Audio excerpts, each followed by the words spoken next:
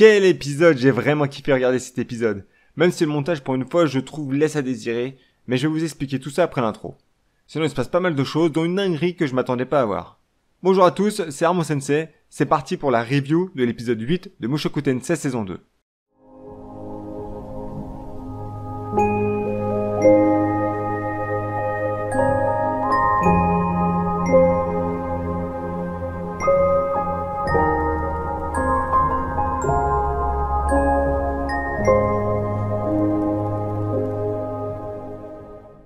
Quel épisode les amis, vraiment j'ai adoré cet épisode.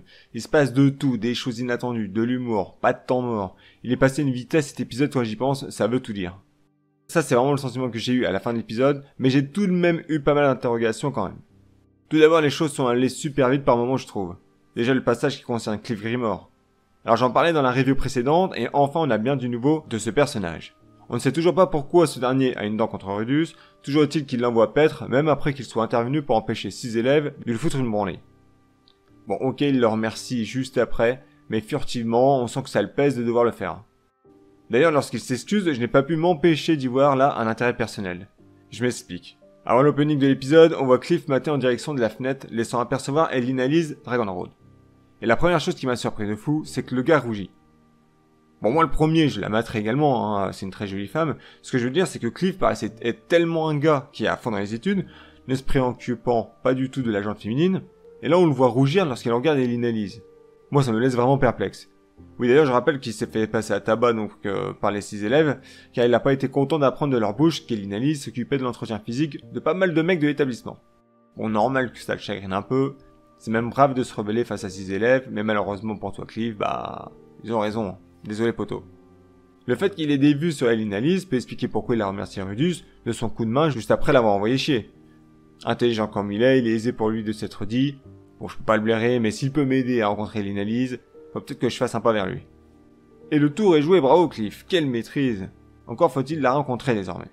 Et c'est ce qu'il va te demander à notre cher Rudeus. À la base, lui Rudeus, il s'en fout, ça lui pose pas de problème.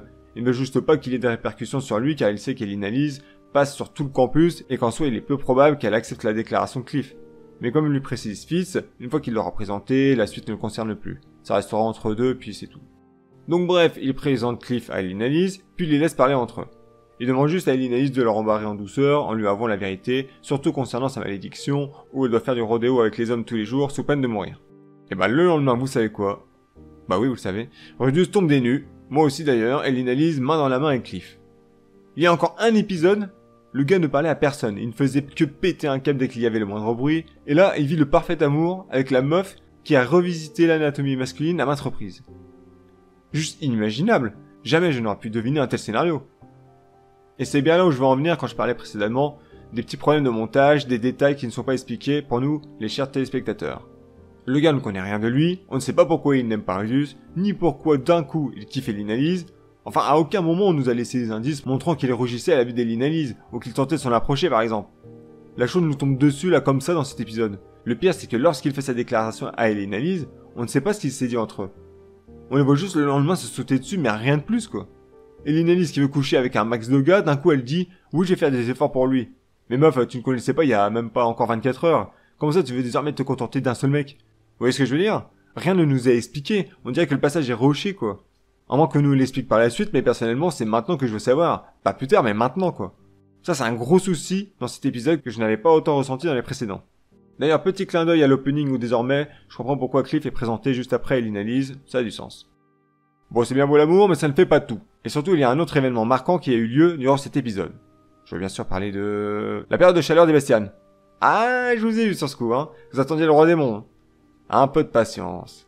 Nous sommes donc en automne et c'est la période où les bestianes s'affrontent en duel pour obtenir en récompense, en cas de victoire, la direction de la famille du vaincu.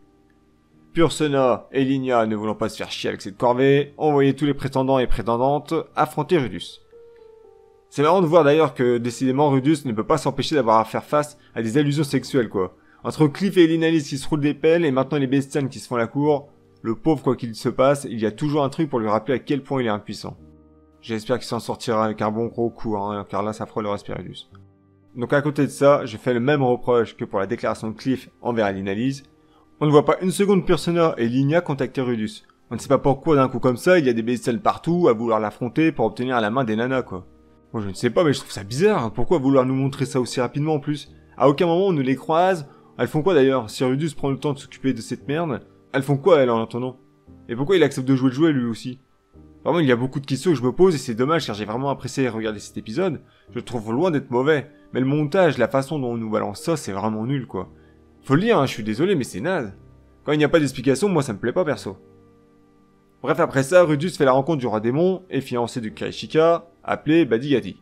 Ce dernier est venu l'affronter après avoir entendu de sa fiancée qu'il détenait le potentiel et surtout une quantité de mana incroyable pouvant faire de lui l'un des mages les plus puissants par la suite. Il est intéressant de noter que Rudus lui ne l'entend pas de cette oreille. Pour lui il est juste un mage possédant un peu plus de mana que la moyenne. Je ne sais pas s'il dit ça très humblement ou s'il le pense car on voit très bien que comparativement aux autres élèves, il est loin devant. Il n'y a qu'à voir sa maîtrise face à Fitz lors de son arrivée au sein de Ranoa, qui a surpris l'ensemble des élèves. Il possède clairement une maîtrise, une puissance, une technique bien supérieure aux autres mages de Ranoa. Et justement, le roi démon Badigadi souhaite le vérifier. Il demande à Rudus de lui envoyer son sort le plus puissant, et si jamais il est blessé, il avoue sa défaite. Dans le cas contraire, la victoire lui revient. Et je ne sais pas si vous l'avez remarqué, mais Rudus utilise la même attaque que lors de son combat face à Orstedt dans la saison 1. C'est d'ailleurs pour cette raison qu'il précise qu'à l'époque qu'il l'avait utilisé, il n'avait pas pris le temps de charger son attaque. Ici, il peut prendre le temps nécessaire pour maximiser les dégâts de son attaque et ainsi parvenir à repousser Badigadi.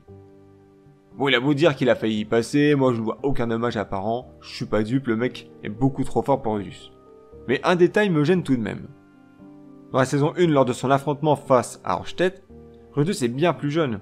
Il utilise le même sort dans la précipitation, il n'a pas pris le temps, comme ici, de le préparer pour rendre son attaque puissante, et pourtant on voit qu'Orstedt est blessé à la main. Ça lui a fait une belle marque tout de même. Là, face au roi démon, Rudus prend le temps qu'il désire pour charger son attaque au maximum, et le roi démon se relève sans aucune égratignure. Alors évidemment j'aurais pété mon câble s'il l'avait vaincu, ce n'est pas ce que je veux sous-entendre, mais il est logique pour moi de penser que le Rudus de maintenant est bien plus fort qu'à l'époque, où il a croisé Orstedt. Donc je m'attends à une attaque qui fasse au moins saigner le roi démon quoi. Un impact qui montre la puissance du sort.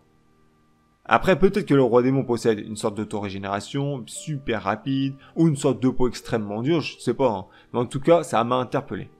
À la fois, on voit donc à travers cette attaque que Rudus a progressé, car faire reculer le roi démon, je pense pas que ce soit non plus donné à tout le monde, mais de l'autre côté, il ne l'a que repoussé, et en utilisant son sort le plus puissant.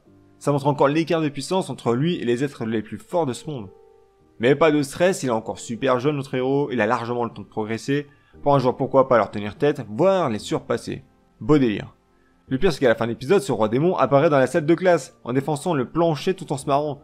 La scène est surréaliste quand on y pense, mais ça laisse présager qu'il va être l'un des professeurs pour nos chers élèves, surtout au vu de sa tenue qui correspond à celle de Ranoa. Pour ma part, on a eu droit à un épisode qui manquait clairement d'explications et de détails, et c'est vraiment dommage, car même si ce ne sont pas des détails d'une importance capitale, ils auraient le mérite de nous immiscer davantage dans les personnages secondaires de l'histoire. Peut-être que l'on en apprendra plus sur le roi démon Badigadi dans le prochain épisode. Je l'espère en tout cas. Au moins j'aime bien sa personnalité et ça change de tous les rois démons que l'on croise des autres isekai aux réincarnations. Sur ce, je vous dis à la prochaine review pour l'épisode 9 de Mushoku Tensei. Ciao ciao.